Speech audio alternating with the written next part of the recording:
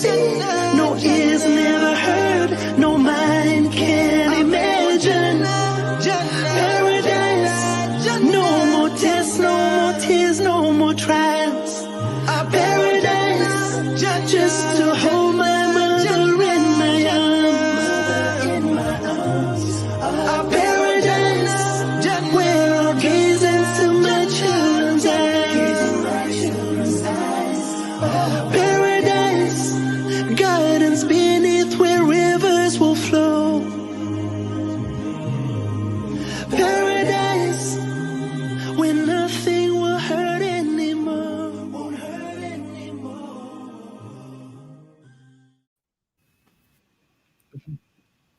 Assalamu alaikum. Walaikum salam.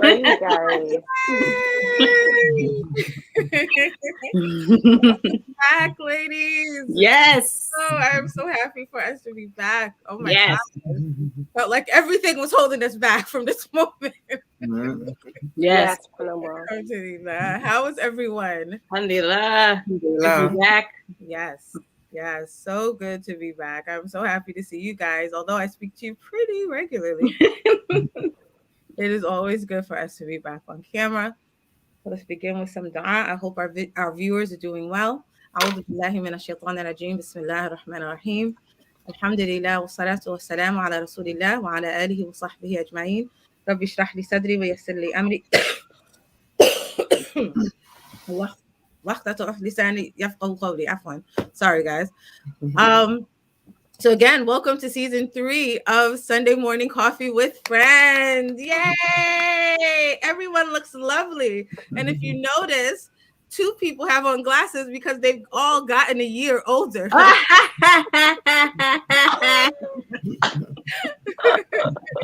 my friends, I've been wearing these. I know. I just needed to say something about these glasses. I just needed to say something. They're very fancy. Girl, I'm enjoying it. Very It's that time where, catches up with you after a while. Yeah, wow. So Ifama, tell us about your journey with glasses. No, I'm joking.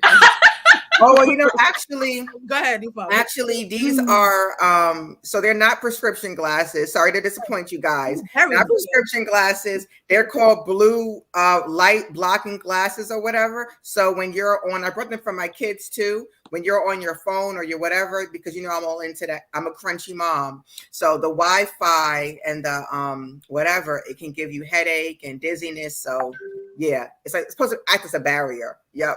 Oh, very nice. Because I'm aging backwards. So Right. There you go. Right. But no, they're cool. Yeah, because otherwise I was noticing I've been getting, headaches or eye strain. Same here. Right? Just on the computer so much. Well, that I can't see. I'm not even sitting here pretend like I can't. I can't. It's definitely caught up with me. I needed to actually see. No, true. It is what it is. So, Blue, go ahead and take us away with some announcements. Yes. So first, we want to welcome back also our YouTube viewers. Welcome back all those who are viewing us live on YouTube. And while you are there, please don't forget to share, like, and subscribe at Muslim Wholehearted Initiative, please. And welcome back to season 3, everybody. Welcome back to season 3. We're so happy you can join us today for our premiere season 3, episode 1. So what has everybody been up to since we've been on hiatus for a while now? How many months has it been? It has been since August. August. Right? Wow. Yeah. Okay. November. Yeah. So it's been a minute. Months. Yeah, 5 months. Yeah. What have we been up to? I mean, life is just coming at us, full steam ahead, just trying to navigate it. Dealing with a lot. And I feel like all the world, right? It's not us. I feel like the world is just trying to navigate our new normal. Yes, absolutely. I think that a lot of, what I've been, dealing with is kind of on par with what the world is dealing with. Absolutely. Yeah. Absolutely. So what about you guys? Same here. Life. I think I just trying to keep my head above water, Like I said, just trying to navigate here. Just trying to. My new mantra has been just taking it one day at a time. I know that sounds cliche, but literally, it's helping me get through each day. Literally, I'm just taking one day at a time. Okay, got through that day. Let's go on to the next one. Because I was finding myself getting a little overwhelmed, just kind of thinking ahead or even planning ahead. It was just, things are changing so rapidly, and it seems like things are so unstable right now. So I'm like, you know what? One day at a time. Absolutely. That's it. Let's get through Definitely agree.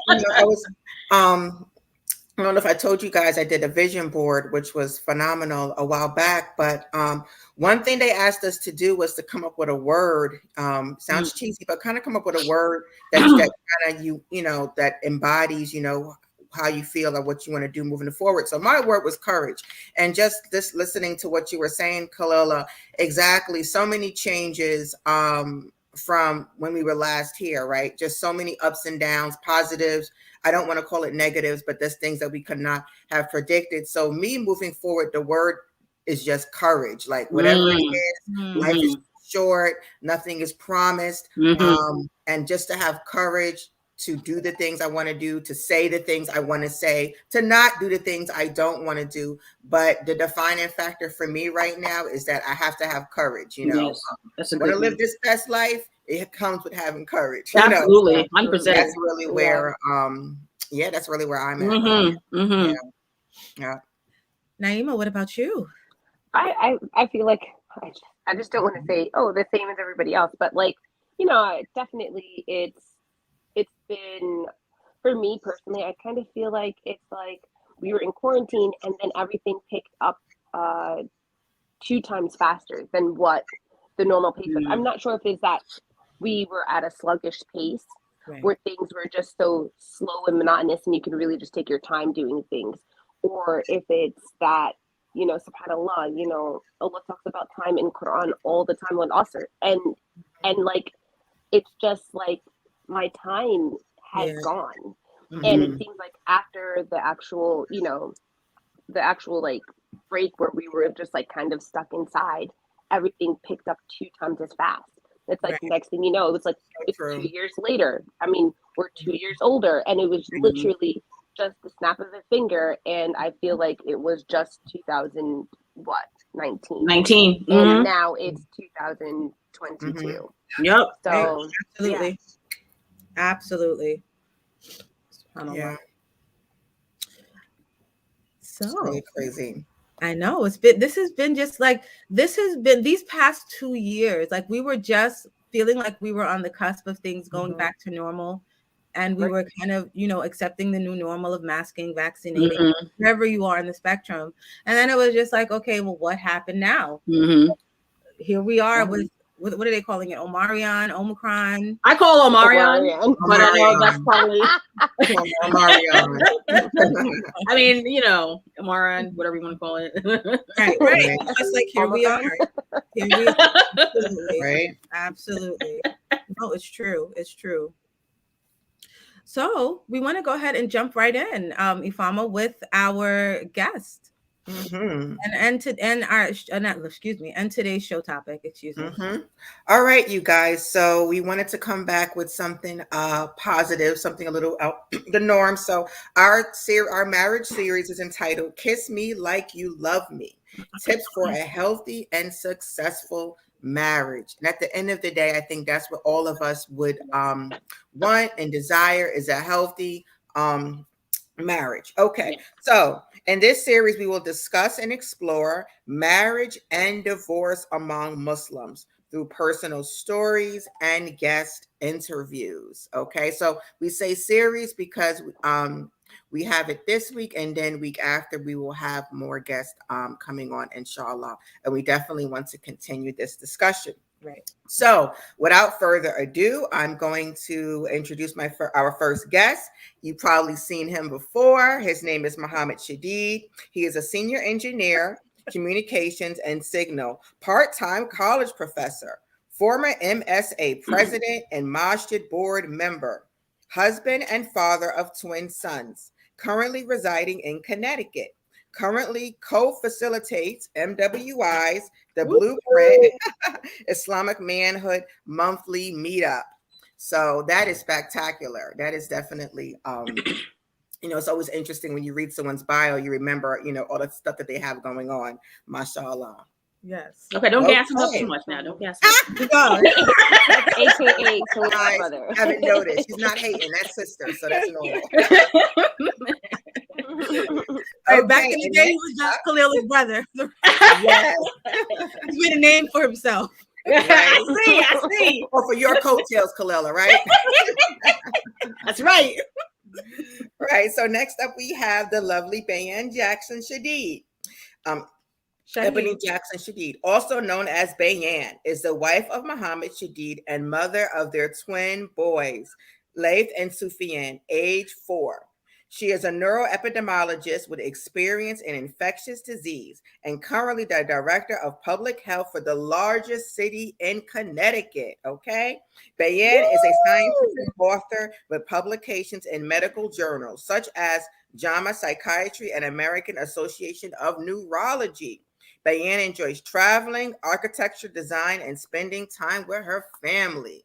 So that's also kudos to you, Bayan. You know, I also know Bayan from way back in our MSU days, but kudos to you. Kudos to the both of you. We're just so excited to have you here. So excited. Yes. So excited. Can you guys get in the frame just a little closer? Yes. Okay, all right, there we go. There we go. All right, let's tilt it a little bit. Okay. Oh, there we go. Okay. Perfect.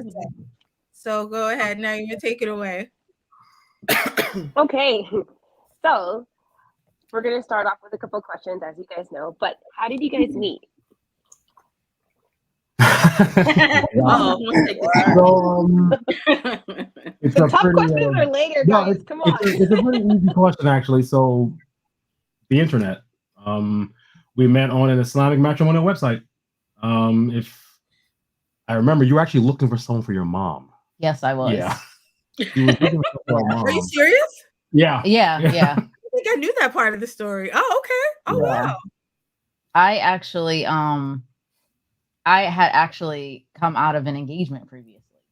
So I was not looking for anybody at that time. And my family didn't expect me to either. So at the time I said, well, let me go on this site and help my mother. So I created a page for my mom. And I, was contacting brothers that I thought, would fit my mother. And I remember when I made the page, I made it with it was my profile, but I would always say okay, this is me. I'm looking for my mother, right? And I would put a picture of my mom, right? If the person was interested. But then brothers started asking about me. And then I was like, well, I'm not really here for me. And I was like, well, why not? Why am I not here for me though? And so I ended up creating a separate page, or changed it to okay, I'm looking for me. Nice. Wow, that's really interesting. And you know what? No, mashallah. This kind of speaks to who Bayan is. We all know her personally. And I just feel like it kind of speaks to the selflessness that I know and love about her. You are always looking out, especially for your family, alhamdulillah. You are always looking out for your family. So the fact that you were on looking for your mom, so who you are, alhamdulillah. And I want to make it better than how we see you. I mean, but I did not know that part of the story. Oh, mashallah, that's really beautiful. Yeah. So how long have you guys been married? 2008. So even I forgot it was 13 going on 14 years. Nice, mashallah. Oh, mashallah, that's wonderful. Time flies. Okay, now we've reached some of the tough questions. So my question is, how do you guys keep your marriage fresh and exciting after 13 years, right? Yeah. I would say that's probably my area. So yeah, I think to be honest, I try to do surprise trips, we'll try to go on vacation. Honestly, since the kids came along, we really hadn't been on a vacation. So recently, we went to Vermont and it was just us. But I think, doing things like that, making time for, ourselves, trying to do date nights. And then honestly the vacation time thing. I think that That's huge. yeah, I think that's huge. Like just making time to reconnect is really, really important because everyday life just, it just gets in the way. And I'm not gonna lie, it gets hard. Like sometimes you feel like, what are we doing? We're like roommates. Like it's like we're on our own schedules. But Right. you have to prioritize, your partner. Right. Like if you don't prioritize the partner and say, okay, well, listen, this is, time for just that person, then it will get stale real quick. Because, after being together for, I think after probably like year 5, like the looks and all that kind of stuff, it kind of like fades and you got to dig, you have to dig deeper because that's just not enough to carry the relationship. True. So it has to be more than that. Right. Yeah, the infatuation portion. Mm-hmm. True, in the beginning, it's infatuation. Starts off that way. I think every marriage, I would assume, starts off the exact same way. Like she's saying, at some point, you have to figure out what the common ground was. Because when I take a step back, we met in what, May?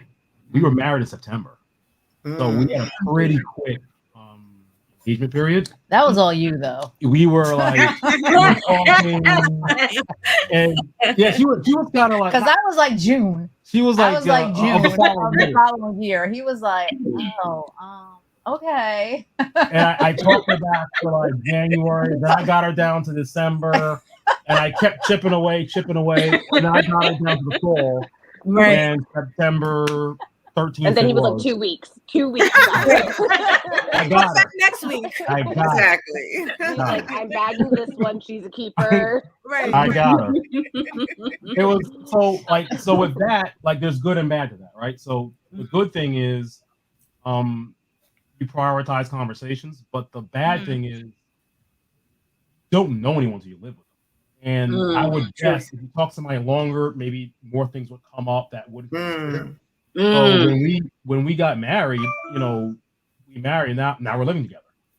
Now we're sharing an apartment in New Jersey together. So it's like now you really learn about the person, and, more of the do's and don'ts and likes and dislikes, priorities and the like. But yeah, you have to find time. And with kids, it's harder. But even something simple as, say, you're out doing something, mundane, like looking for clothes for your kids or whatever.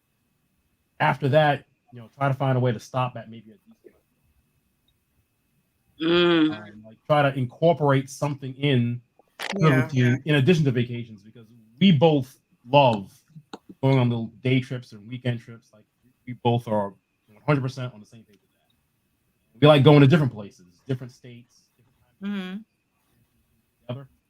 So those things, other than the vacations, finding time during your routine to eat out together, kids go to sleep, watch something that you both enjoy together, your social media you can watch together. Little things like that help. We've even gone for drives just to drive. When you're driving, you start talking, or it generates conversation. So those are other things you can do that don't cost a ton of money, but just talking and engaging and laughs, things like that. So yeah. So would you say, well, would you recommend? I know you mentioned that you had a relatively short engagement when you guys first met, but with this looking back now, would you recommend possibly if those who are interested in someone or in the process of talking with someone, would you think it would be better to have a longer engagement period just to have that time to get to know the person? I mean, I know as Muslims, it's kind of hard for us to really truly get to know a person until after you live with them. But if you feel like if you have a longer exchange period, maybe trying to find out more about a person and try to really take that time, those months or whatever, or year, depending on how long you want to make it, to really try to get to know a person as much as you can before actually, again, getting married and then now we're living together. I would say yes. I would say that it should, what was it, May, June, July, August? Okay, so I would probably say, like, I think that the biggest thing that I wish we would have experienced before getting married was like working through something we didn't disagree on. Because, that first year of marriage, I think that was the most difficult thing. Was I never really saw him upset. I think there was one time, I'm going to share this story, before we got married that I think I had experienced like, ooh, kind of made me feel like, you know, all right, he might be upset, but then he really wasn't showing exactly like all of his feelings. So he basically told me one time I was going out with my girlfriends, and I had lived by myself for years. Everybody knows that. I was, you know, I went to college in Jersey. That's where I met Zainab and Ifama. I met them. I was, you know, living by myself, and I went out with my girlfriends one time, and he said, "Oh, just call me when you get in." I had gotten in like, what time was it? It was like 1 a.m. Like 1 a.m. I came in, right? And I gave him a call. I was like, "Oh, I just wanted to let you know that I got in." He was like, "Man, like it's 1 a.m." And I was like, "Okay, like I mean, I'm like, calling you to just let you know that I came in." You know? So he was like, "Dan, I'm really disappointed that you know you came in this place." I'm like, disappointed. Like, dude, like I'm living on my own. I'm taking care of myself. I'm just giving you the courtesy to let you know that I came in. So disappointed. I was like, okay, he's like one of these strict guys. You know, he's gonna have me on a curfew. Like, I don't know about this. But he didn't really react like he did after we got married. So I wish we had like another time where we could have like really saw how we work through a situation where we're upset. Because it took us a minute. Like that was like really a tough time to really figure out like, okay, you know what? This is how she really gets upset. And this is how I really get upset. And this is how we're going to work through it together. Because of course, when you're talking, you say your ideals. Of course. Right? But that, you know, that doesn't include the emotions. Yep. So I think that if we had worked through that, I think we would have saved ourselves a lot of heartache that first year. It's funny that you say that, Van, and I think Kalila, that was a really good question, because I think that especially for people that are intended or engaged and interested in getting married, conflict prior to marriage is good, because you want to learn one another's conflict resolution styles. I think that is so important. It's not a deal breaker if you have an argument prior to marriage, because you want to know, does this person go from 0 to 100 in 0.2 seconds? You know what I mean? They have a tendency to, you know, are they prone to violence? These are things you want to know so that you can make an informed decision before marriage.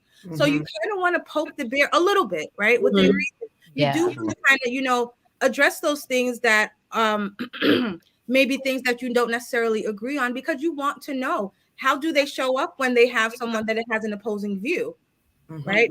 You may say, hey, you know what? I want my wife to wear niqab. Hey, I don't necessarily want to wear niqab.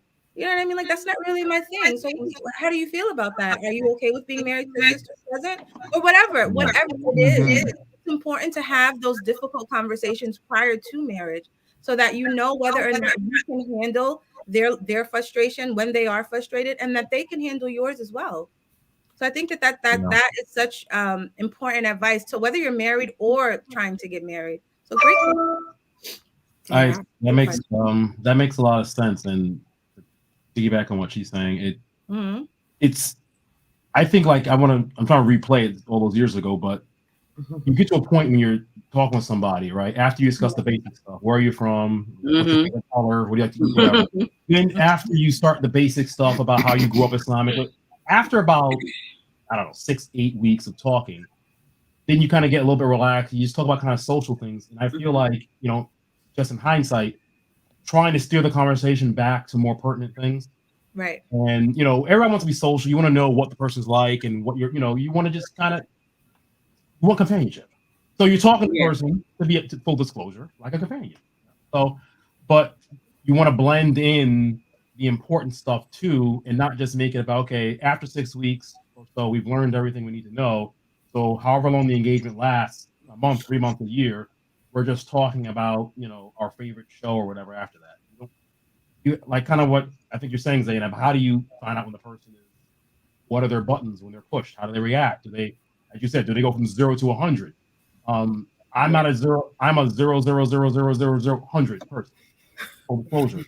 Like, I won't react right away. I won't react. Like, it'll bother, and then the final tiny thing, now I'm upset.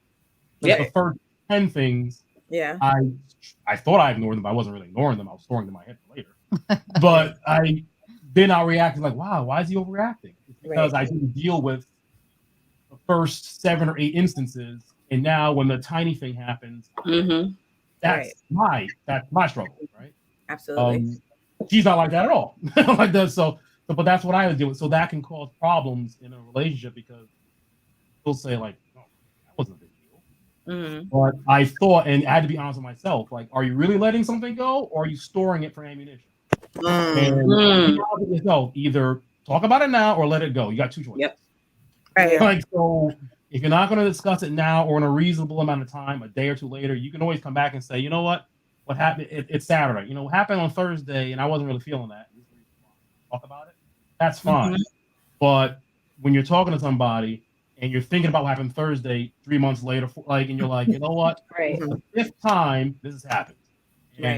But you didn't tell the person about the first 4 times. Right. So they don't know that they're habitually, you know what I mean? So that's what I would fall into that trap.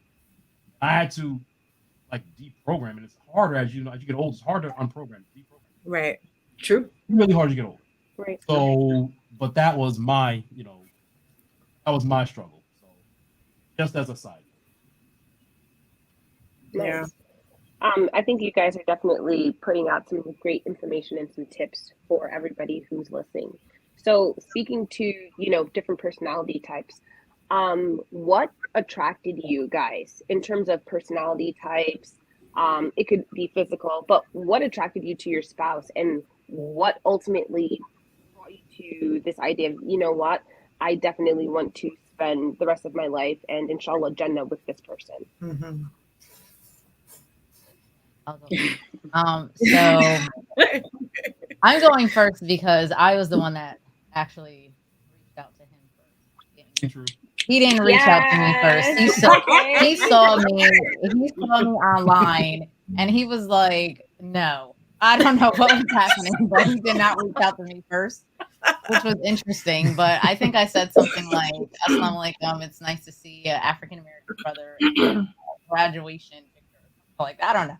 I did. I said because the picture he used was his graduation picture, right? That's all I had. Yeah. This is the early days. Like, I'm a black man with early days of the I internet. remember. So I didn't have anything on my hard drive other than No, that. he didn't. He really didn't.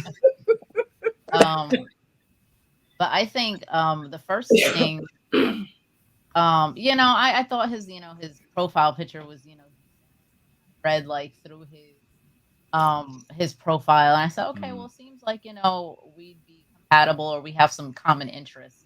I think it was when we were talking, just online, I felt like he was respectful, but I think it was when I first met him that I knew that I was going to marry him. The weirdest thing. So we met at, he told me to meet him at Abu's Bakery, and I drove to Brooklyn and after Juma, and I told my mom, like, Mom, okay, because my parents are divorced. And so I told my mom, could she meet me down there? At the time, my dad wasn't Muslim.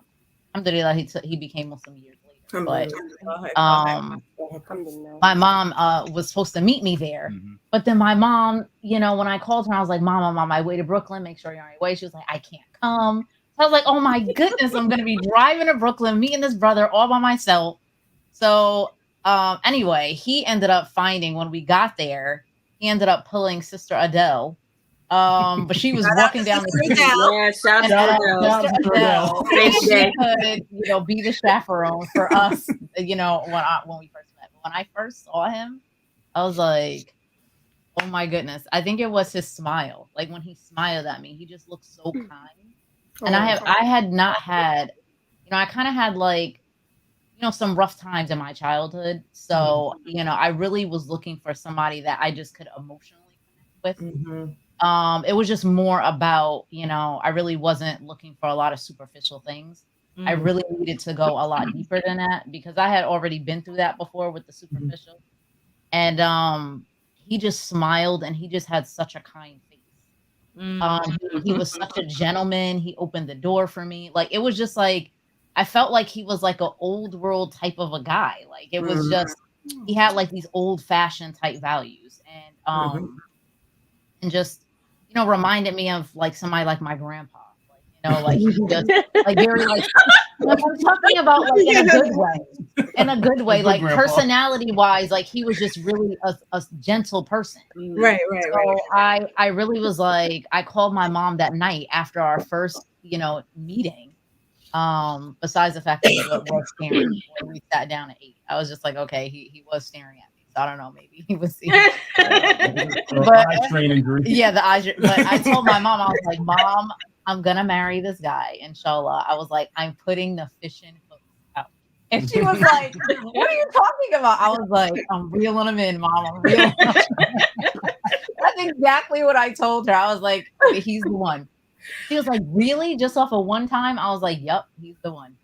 Oh, It was that first initial meeting. But I think, what made me want to be with him though for the rest of my life was the fact that, like I said, he was really kind. I felt like we had similar backgrounds in terms of how we were brought up. I was raised in Connecticut. He was raised in New York. We kind of had like the same methodology in terms of Islamic background. My stepfather had, been overseas studying like in the 80s, and then, him growing up and like, around a lot of the same brothers. It just, our families ended up knowing people too together. And then we just communicated really well. There was I just felt like we were on the same page education wise. We were moving in the same direction in terms of education, what we wanted in the future, children, what we wanted for our children. I think we were just really similar. It was really easy. And I was like, I think that, I could be with this person for the rest of my life. And I was hoping that he felt the same. Yeah. I don't know. Yeah, that brings back a lot of memories. I remember that meeting. And so, yeah, she reached out first. That's true. And I responded. We started talking. And I was like, because similar to her, I had come off an engagement myself that obviously didn't work out. And I was kind of reevaluating a few things. I was like, I left the country for a while. I came back and I was like, okay, let me start over.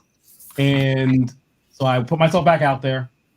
So anyway, when we start talking, and the meeting she mentioned, meeting by Abu's Bakery on Fulton Street, and I never forget this part. So she had one picture online, and I was like, okay, yeah, decent looking woman. I was like, all right, you know what? And I'm being honest. So I was like, okay, cool. I was like, you know what? Give it a try, and you never know what's written for you, so it seems nice enough. So I never get this. After Joan lets out, I'm standing outside waiting, and I'm like, okay, she's not from the area, so she may take her a second to find it. It may take her a second to find it. So I'm standing outside, in the corner of Bedford, and my cousin walks over. I'm talking to him while I'm waiting for her, and I see the sister walk past. And well, I can say this now. I was single, okay? I was like, wow, what if I was meeting her? She's pretty. As I'm talking to her, that's what I'm thinking. Like, oh, I was out meeting her. So, and then I'm looking like, oh, she's probably from the bakery. And then I'm like, okay, well, no, that's not the. So I wait a few seconds, so talking to him. I'm like, looking around, and then she pulls her phone out, and then my phone rings in my pocket. I'm like, oh, that is her. Like, oh, great. Well, he thought I was ugly. Okay. Exactly. I think he's saying you look better in person. The camera didn't do her justice. Yeah, I'm like, in person, I was like, this is a really beautiful woman. Like, wow. Yeah. So I'm like, I took up the conversation with my cousin. She was testing you, brother. She was Right. testing you. Yeah, I'm glad I'm able to see her. And I excused myself with my cousin. Then my phone's ringing. And I said, I'm here. I waved to her.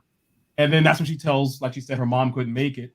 And at that minute, sure enough, Sister Adele, shout out, she's coming down the street. And I'm like, I've known her, as Khalil knows, literally known her since birth. We were, yeah, since we were little. That's like my second mother. Exactly. It's mom number 2. There's never been a time in my life I haven't. So I asked her, and she's like, oh, yeah, sure, because I'm waiting for my car to get repaired anyway. So no problem. So I bought her and lunch, and we sat down. Like maybe half hour, 45 minutes, and our first meeting, and we talked, and I felt really good about it. So I went home that afternoon, started thinking about it, and then the moment I knew was when we met in person. Met your family, sorry. Oh yes. Okay. We met her family in Connecticut, and I saw how she interacted with her siblings, and she was like part sister, part mother, part caregiver, part guardian, part financier. It was like, I'm like, wow, she's doing all this simultaneously. Right. And, you know, not to, I was like, and she's really smart. Like, you can talk to her and about things, and she can keep up with anybody I know. Like, and I like that. Like, I'm attracted to that. Like, I need someone who can talk and converse really well and kind of go back and forth with. Like, I need that. And I'm like, okay, she checks that box. She's obviously extremely responsible. That's something else I really like, people who are like on the ball. So she's super responsible. She has a lot of responsibilities. She's in school at the time. You're a full-time student, working double shifts on weekends, help out your family. Like, well, this, like, she's doing a lot.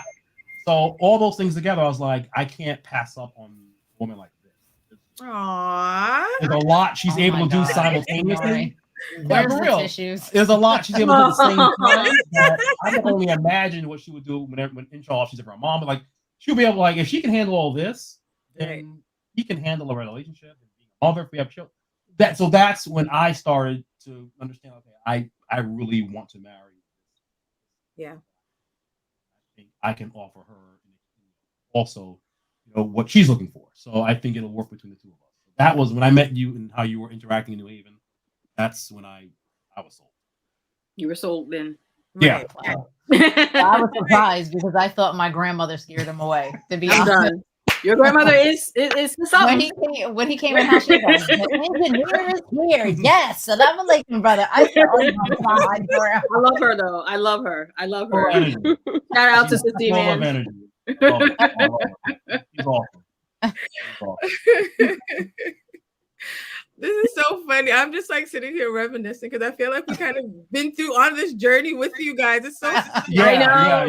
You've seen a lot of the journey. Yes, believe it or not, both. I just feel like we've been on this journey with you, and to see it come full circle is so beautiful. It is, mashallah. You guys are definitely an inspiration. Absolutely. Mashallah. And just a sidebar though, ladies out there, I just have to throw this tip in.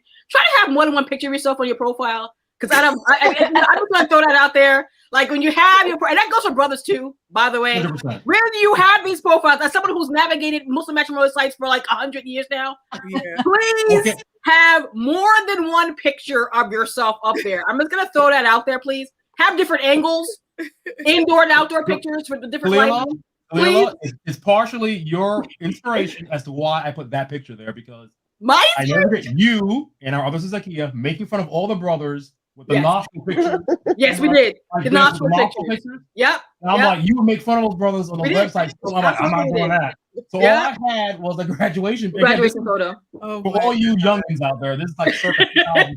Take pictures. There wasn't like the I didn't have a cell phone. True. It was different. I don't know if those are really, I don't know. No, so either you got a digital camera, set it yourself, print it out, scanned it, or download it. It was different. Now it's so much easier. True. So the only picture I felt semi-confident in was that one. I had one other picture. I was thinking of fireplace. I had like 2 pictures on my hard drive. I was like, I'll upload these 2, and that's all I have. So, but I didn't want to do the nostril pic. I remember the bathroom picture. I didn't. That's tacky. Yep. Don't do the bathroom. Mirror. That's tacky. Yeah. So I wanted to make something at least well lit. You know, get rid of those bathroom pics in 2022. I know, I never got that. The bathroom. Like the toilet is a whole toilet. Thank you. Why are you in the bathroom taking care of yourself? Like that's disturbing. No. I want to be presentable. So nowadays, was that a thing? Okay. No, it is. Trust me, it is. Yes. Okay. Wow. I want everybody, inshallah, to say mashallah, because you guys, your story is absolutely beautiful. Right. And I just wanted to point out, like, there was this, you both had explained this, like, gut feeling of, like, knowing that person was the one, whether or not it was at different times. I think Allah subhanahu wa ta'ala definitely gives us that inclination, like, either, yes, this is right, or no, like your radar is going off, this is wrong. And you know, my mom always has this saying, like, always listen to your first mind. And you know, growing up, I would attribute that to being that moment, Like this is your gut feeling, your first mind. So mashallah, and kudos to you guys. I think that your story is absolutely incredible, and inshallah, may Allah make you guys more successful in this life and the akhirah. I mean, so we have like 2 more questions, and the other thing it would be for people that are navigating through marriage, how do you guys personally resolve conflict?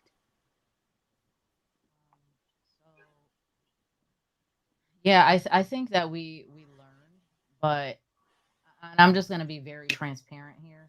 I think that one of the best things that we did for our relationship was go to therapy.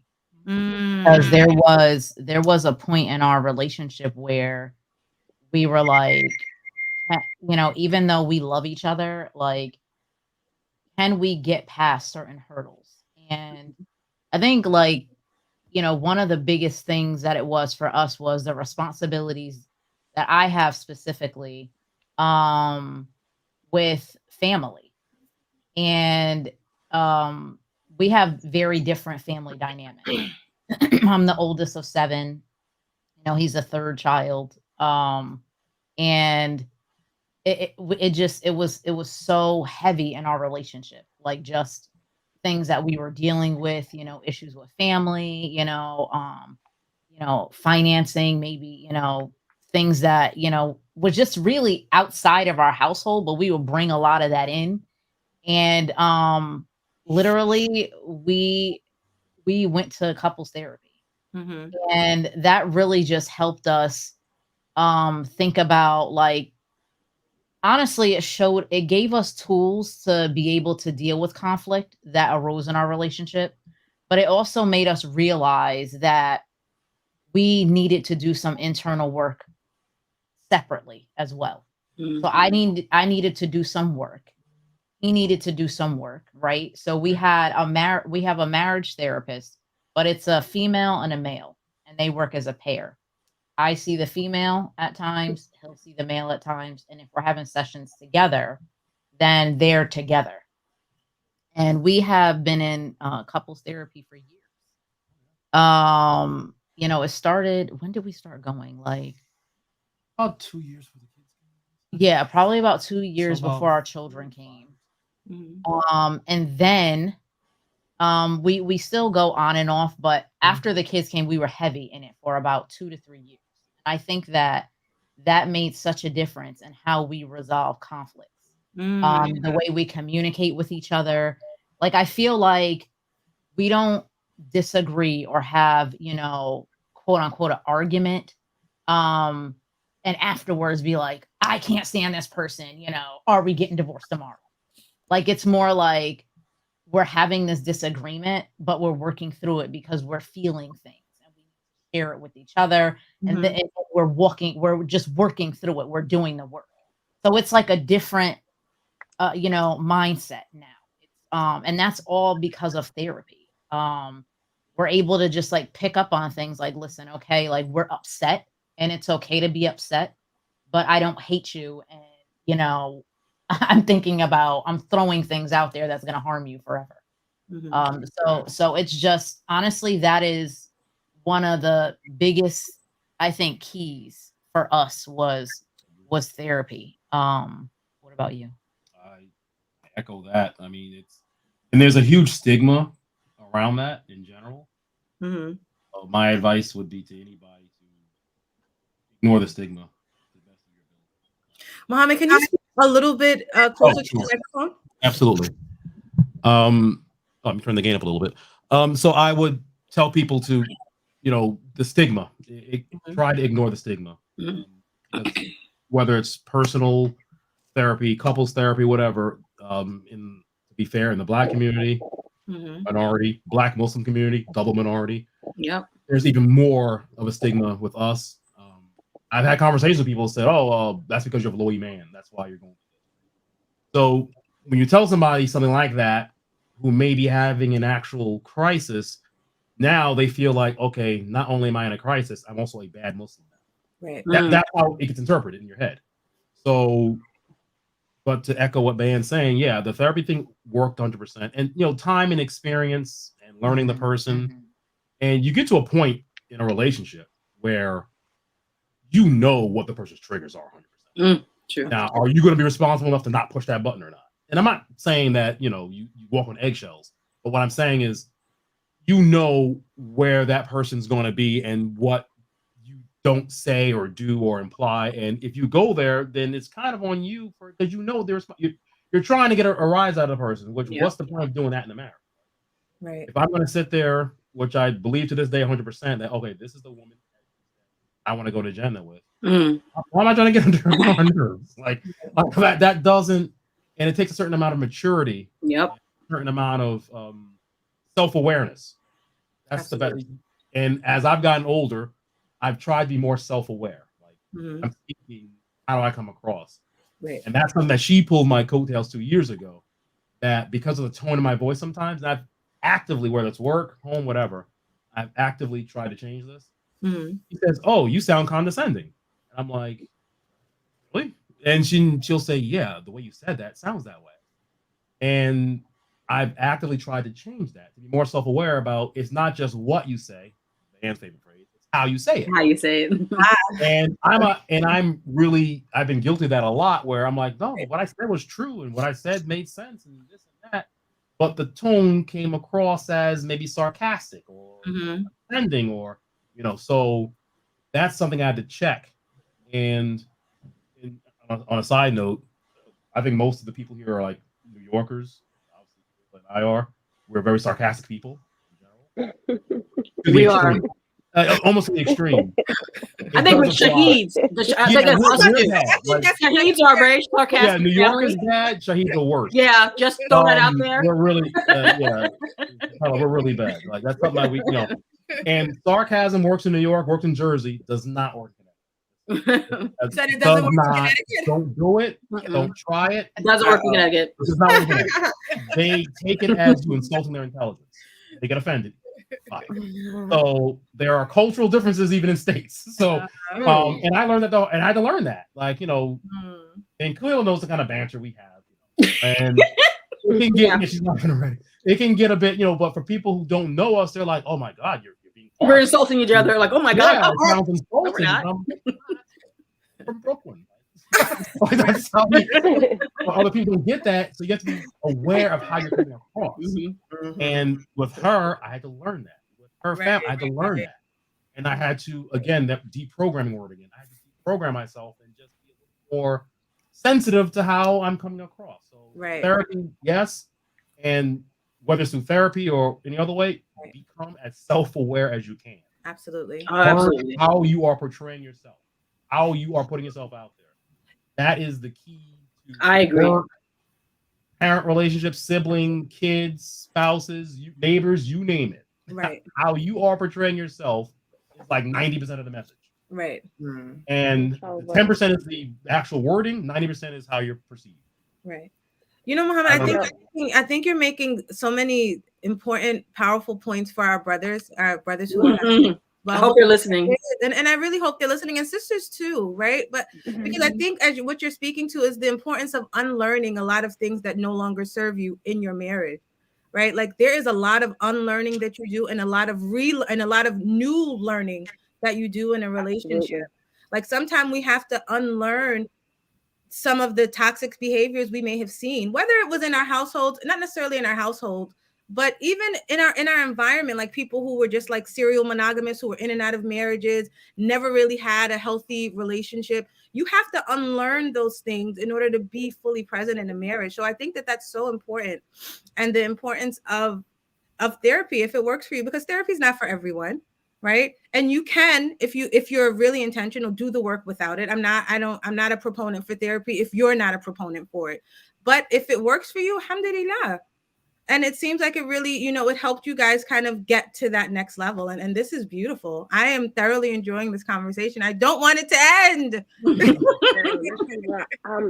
I want to point out that you guys also made it a point. I'm not sure if you guys actually had this conversation or if it's just something that was subconscious, but you guys decided that you were going to make this work. Like you were like, we are going to make this work. And mashallah, I think that was the most beautiful thing about hearing and listening. You knew that you guys were compatible and you guys were the ones for each other. And then in addition to that, mashallah, you guys made a conscious effort to make your relationship work and just put in 110%. And I think that's absolutely beautiful. I mean, Allah preserve you guys. I mean, and I really feel like that's lacking in a lot of relationships these days. I just hearing other people share their experiences of like their relationships and divorce and things like that. I feel like that's something that's lacking in a lot of our relationships as Muslims these days. Like I feel like everybody's finger is just poised above the trigger, waiting at any moment. Like, okay, if he says something I don't like, I'm out. If she does something I don't like, I'm out. I'm a dip. You know, I feel like everybody's just hitting that divorce button way too quickly and really not fighting for the relationship and fighting for the marriage and making sure they exhaust all efforts to make sure that, you know, that this marriage is successful, that it works, and really put in the work. I feel like people say don't want to put in the work. It's like, it's too much work. But marriage is work. It's work. It is not easy. But I feel like a lot of us these days just don't want to put in that work and that effort to ensure that it lasts and it's successful. Yeah. No, I agree. I think that divorce happens. It does happen, but it should never be the goal. When you go into a marriage, you should be going in with the intention of being with this person into Jannah. This should be the goal. And if you don't see yourself with this person in Jannah, you need to reevaluate why you married them in the first place. Yep. If I could just add something. Absolutely. I think what you guys are talking about right now, I had a lot of that, you know, throughout our marriage about it being like right above divorce for me. And a lot of that, once I realized like there must be something else going on with me. We would argue, I would always be like, listen, like, I don't know if this is working for us. Like, you know, I don't know if, you know, I don't know if we should get a divorce. And he would just be so emotionally crumbled. But it was something that I would say often in an argument. And once I started going to therapy by myself, like I started therapy first by myself. I didn't even bring him into it because I felt like in my life, I had a lot of trauma and I had been through literally like 3 divorces. When I say 3 divorces, my mom divorced my dad when I was 6. And then my mom was divorced when I was 16 from a stepfather I love dearly. And then my grandmother got divorced. So I was looking through, both of my grandmothers got divorced. So I was looking through things as I need to preserve my heart. I need to preserve like, listen, you do something and I'm telling you right now, I'm out. Like, I'm not going to be left in shambles like I saw my mom and my grandmothers. So I often I guarded myself, even with the children situation. Like I wasn't ready to have children until 31 because I felt like if this marriage is not like, if he does something I don't like or he's gonna leave me, then I gotta be ready. Like, you know, you know, is it coming now? Like, you know, it was so traumatic for me. And so I, you know, really had to work through some of those issues for myself. I think that's where a lot of that comes from. It's the trauma in our background. And then we haven't dealt with it. So it just carries into the relationship and we don't really realize where it's coming from. So I feel like a lot of times when you're in a marriage, something goes wrong and it even mirrors something that you've seen before. You're like, oh, wait, no, wait, I'm ready. I'm ready. Like we're getting a divorce. I'm not gonna be out here like my mother was with 7 kids, you know, on Section 8 and all. I mean, you're feeling like I gotta protect myself. Absolutely. And unfortunately, once I realized, like, listen, there's other ways you can be alone. Like my therapist told me, like, do you want children for you or do you want it for, you know, because the other person's telling you that they want kids? Like. Also, you can be alone other ways. Your partner could die. True. Like, you know, and then you'll be alone. Or, you know, some other things could happen. Like it's other things just, you know, rather than just divorce. And once I started looking at things that way, I was like, you know what? Like reevaluating and doing that work and dealing with the trauma made things so much easier because I'm not looking at life through trauma anymore. Like Beautiful. I really, Well said. you know, it's just I'm not looking at it that way. I don't feel that anxiety constantly. I just think that that's really important. Oh, absolutely. Would you guys say that's an important conversation to possibly have when you're intended to someone or thinking about marriage, especially if, again, one person's come from a background where they come from a household where there was a 2-parent household, the parents were married, you know, always married together, whereas the other person may have come from a background where there was divorce, their parents are divorced. So again, you come, you know, from 2 different experiences, different upbringing, different mindsets even, and you bring that into a relationship. Would you say that that's maybe a conversation that's important to have during that intended period where you guys still getting to know each other, kind of figure out where your viewpoints are on in the relationship, like how you guys would deal with, again, conflict, is there any trauma associated with your parents being divorced? Would you bring that into a relationship? You know, how would you deal with these situations? I think that's that's I agree. That's a conversation. I think it's a 2-part conversation. One, you know, if you come from slightly different backgrounds, and just full disclosure, there's no stigma because your parents got divorced. Like that's something you. Absolutely. Right. Adults make decisions around children, right, in general. Right. So what is important though is how that affects that person's decision making as an adult. Because as adults, we're all responsible for our behavior, right? So they have judgment. You're standing there with your book answering what you did. Now, someone may have done something wrong to you, and they'll pay for that. But the bottom line is your decision making is your decision making. So if that, as she's saying, if maybe that caused you some trauma and it's affecting your decision making as an adult, then you have the opportunity to address it and try to improve or move on from it. So I would say if that's something that's in someone's background that they may be struggling with, first see how they respond to that.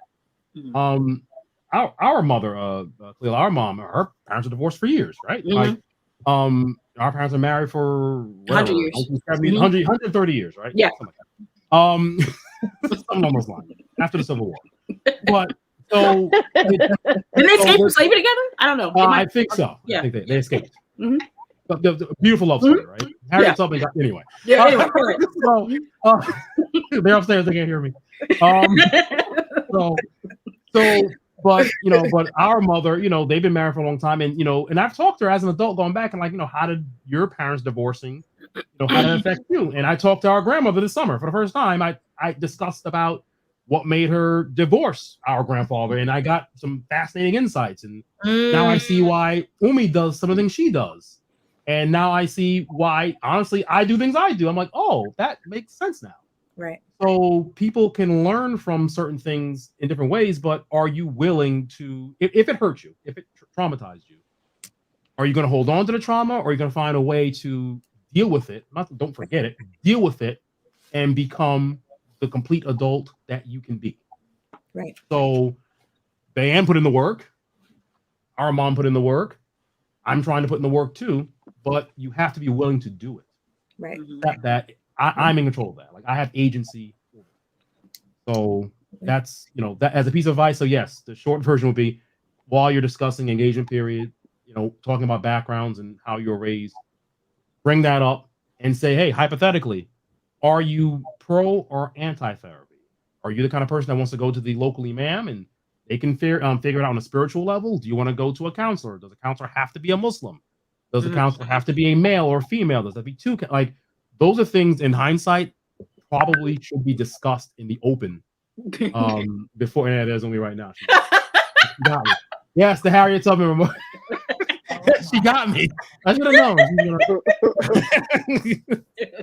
So I would say put that in when you're discussing, like when you're engaged, bring that up. Like what is your problem solving methodology? Like I said, local imam, counselor, therapist, tandem, marriage counseling. How do you feel about that? And that will help you. It's inevitable. Conflict is inevitable. It's, you know, we're not, you know, mashallah, Adam and Hawa were in Jannah. We're not. So this isn't Jannah here. So you're going to have conflict. So definitely discuss that while you're in the engagement period. So that way later on when it comes up, you know what the game plan is. Right. No, absolutely. Absolutely. I think that you guys are making some excellent points, and judging from the audience response there, it is really resonating with everyone. Alhamdulillah. The last question that we have for today, and this is something that we're going to be doing with all of our shows. At the end of the show, we like to ask people. Let me pull it up because I don't have it. Hold on. What does living Islam wholeheartedly mean to you and for your marriage?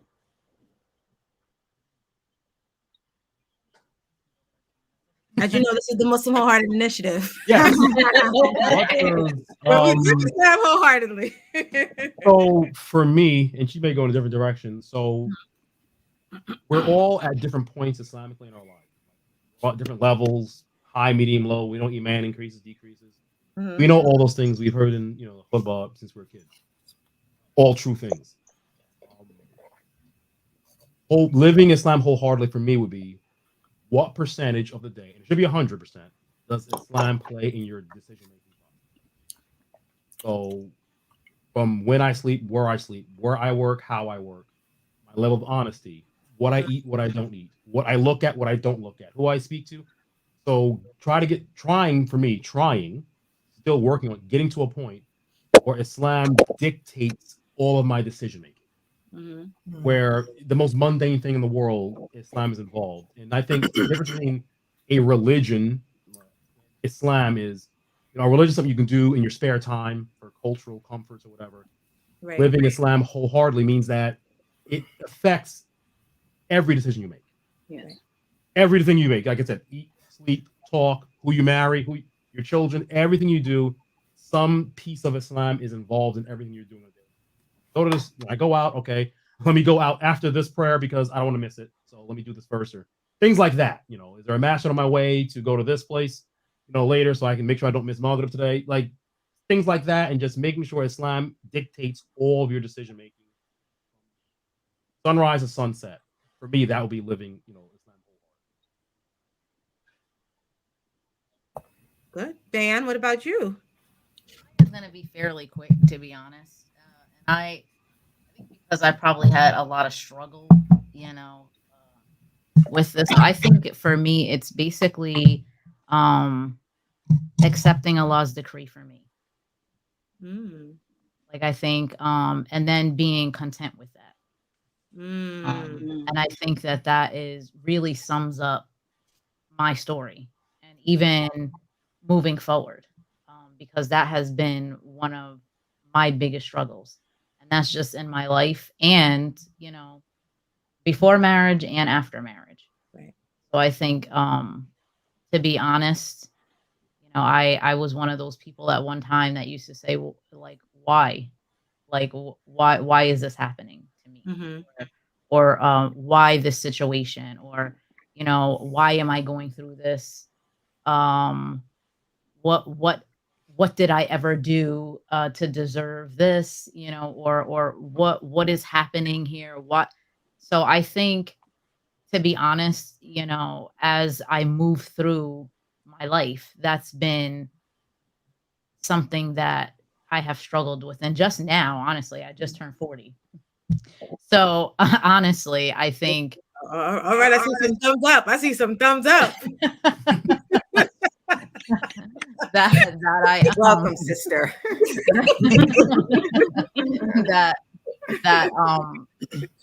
That's what I've come to terms with.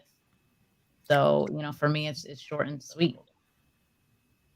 Mm-hmm. Yeah.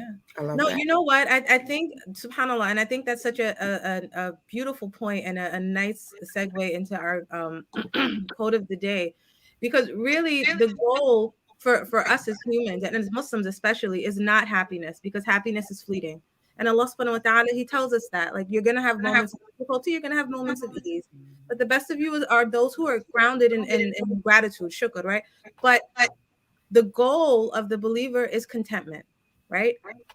We're like that boat that is kind of steady, whether the we have high tides, low tides, like we're steady. Like we are constantly in a state of gratitude and contentment with what Allah subhanahu wa ta'ala has for us, even when it's difficult. I can my life, I swear, life feels like a testament of that. But like really learning to trust Allah and really lean into Him and seek His promise out. right? Like I was sharing with the girls with ladies earlier ago, like I was dealing with something that was really difficult, and I started to read Surah Inshallah, and I was like, you know, Allah, you promised that with every hardship comes ease. This is your promise. Fulfill your promise. You've promised me that. I am looking to you to fulfill that promise because you never break it. And I trusted that Allah wouldn't. Like really having that certainty when Allah subhanahu wa ta'ala tells you that he's going to do something, trusting that he'll do it. And that is submission. It's not just kind of, you know, throwing your hands up and giving up, just trusting the process. So I thank you. I just want to thank you guys for coming on, being a part of this show. And I'm getting like mad calls, sorry. Being a part of the show. This was such a great conversation. Ifama, I'd like for you to go ahead and read the quote of the day, inshallah. Okay. So to be fully seen by somebody, then and be loved anyhow, this is a human offering that can border on miraculous. So as Zainab said, what a timely quote. I love that quote because it feels like love is such a gift. Right? And when Allah subhanahu wa ta'ala blesses you with a gift from your person, from the person that constricted soul, as the hadith says, like it's a beautiful thing. And may Allah subhanahu wa ta'ala continue to preserve and protect you guys' marriage. You guys are both beautiful. You know, it wasn't just man, you are amazing, but Muhammad, you are too, alhamdulillah. And that is because you come from a beautiful seriously. You guys come clearly, you already know how much I love you guys. Like you guys come from a beautiful family, and this is a testament to the goodness of your parents, bi'idhnillah, right? That they strove to raise you to be upright. And may Allah subhanahu wa ta'ala reward them for your goodness. Ameen. Ameen. Ameen. Sorry about the Harry Tubman joke on me. Stand up, take my people with me. Anyway, just had to throw that out there. No water in the water, please. I'm looking right now. So we do have a couple of questions. We don't want to take too many because we are at the end of the show, but let's kind of jump into it a little bit. So Sister Nadira, Assalamu alaikum Nadira, she said, where is Radnisha? This sister sounds just like her. Yes, that's her sister. That's my sister. Yeah, shout out to Radnisha, inshallah. And we look alike too, so that's probably what. So it's all right. Yes, that's my sister. Yes. Right, that's right. Shout out to Radnisha. So Sister Nairi, shout out to Nairi, and she'll be on with us in a couple of weeks as well. Nairi said, mashallah, loving the conversation, lots of gems being dropped. Most important takeaway for me is communication, and having hard conversations is the key to a successful marriage. You guys are a team. It takes time, effort, commitment to maintain a successful marriage, and you guys are doing just that. May Allah subhanahu wa ta'ala to continue to protect and preserve your marriage. Ameen. Ameen. Our old Staten Island neighbors. Yeah. So I think I put this one up already. There's one comment and Cleola. Love the Harriet Tubman remark. Shout out to the original slaves.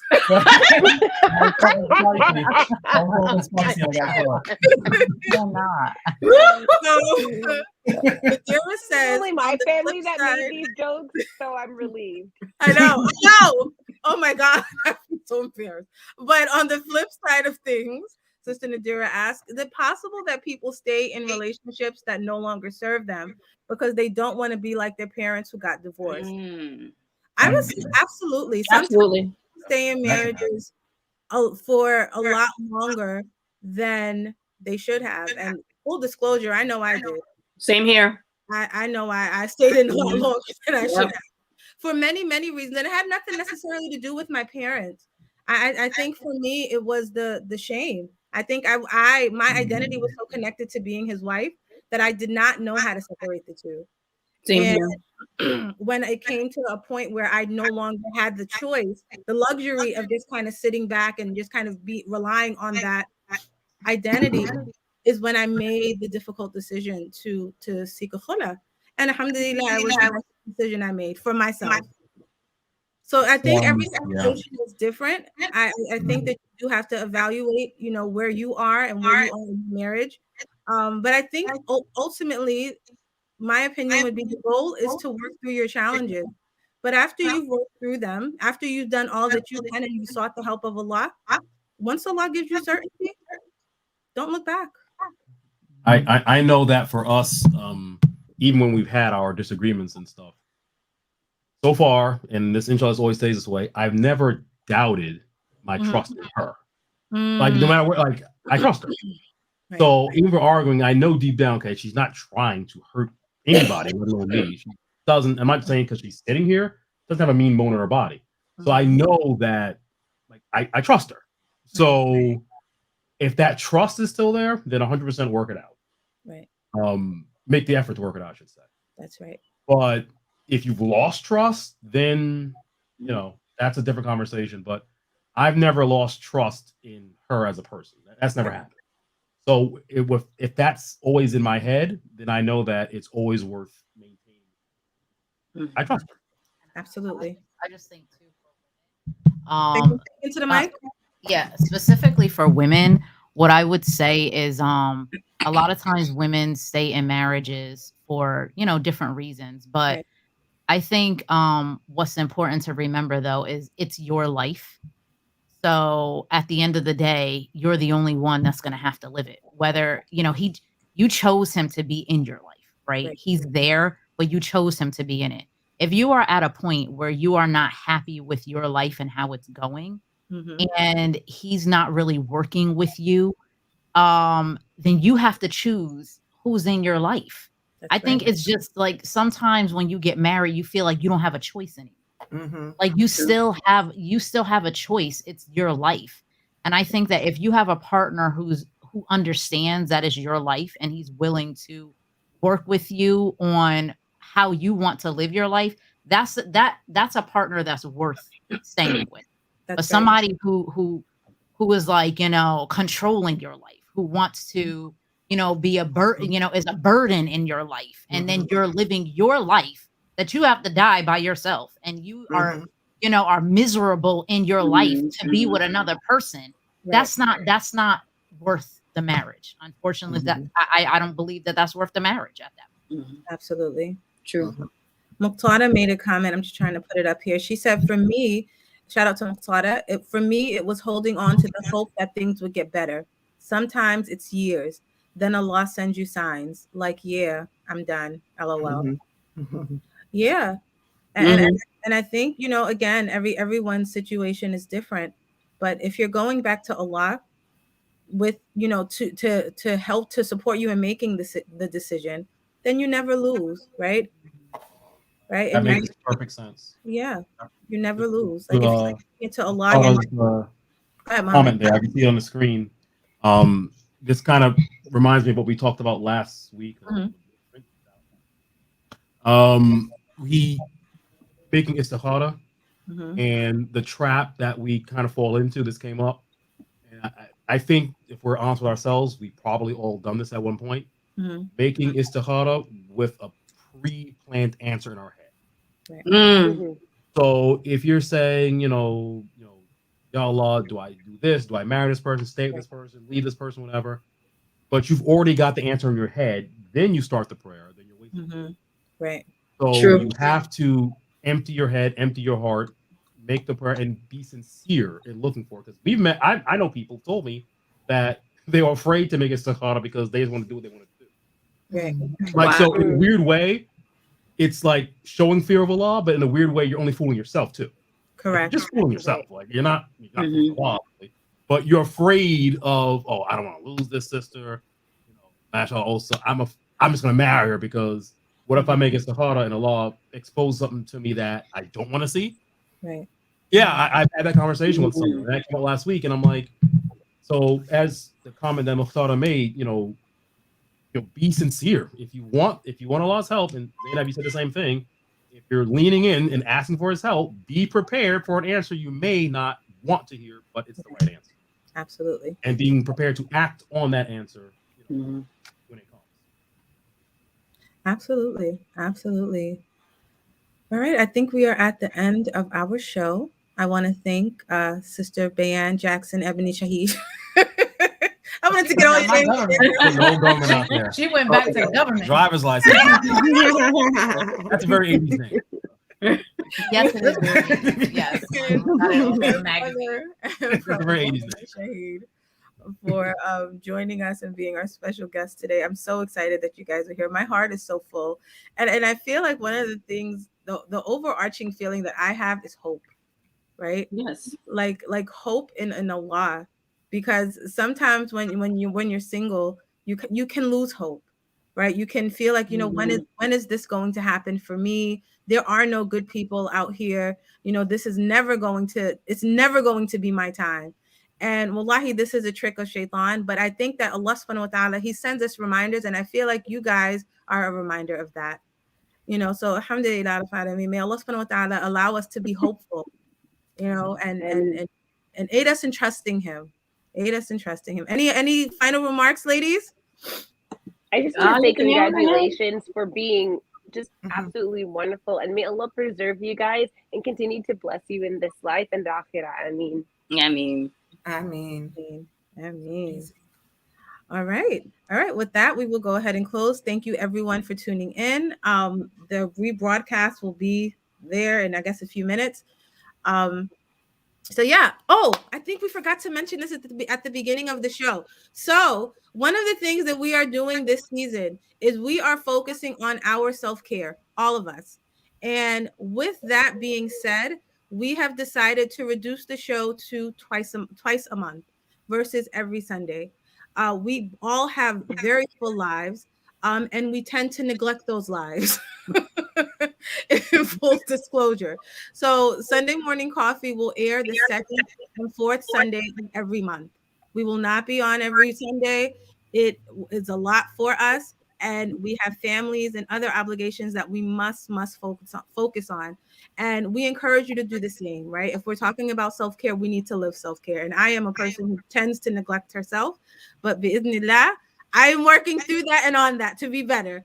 And inshallah, this is the first step of us doing that. So we will not be back next Sunday, but we will be back the 2 Sundays after that, the 4th Sunday of the month, and we will have Sister Nairi, inshallah, and Brother Rashan, in continuing on with the series on marriage. Kiss me like you love me. So inshallah, with that being said, we'll go ahead and close. Subhanakallahumma wa bihamdik.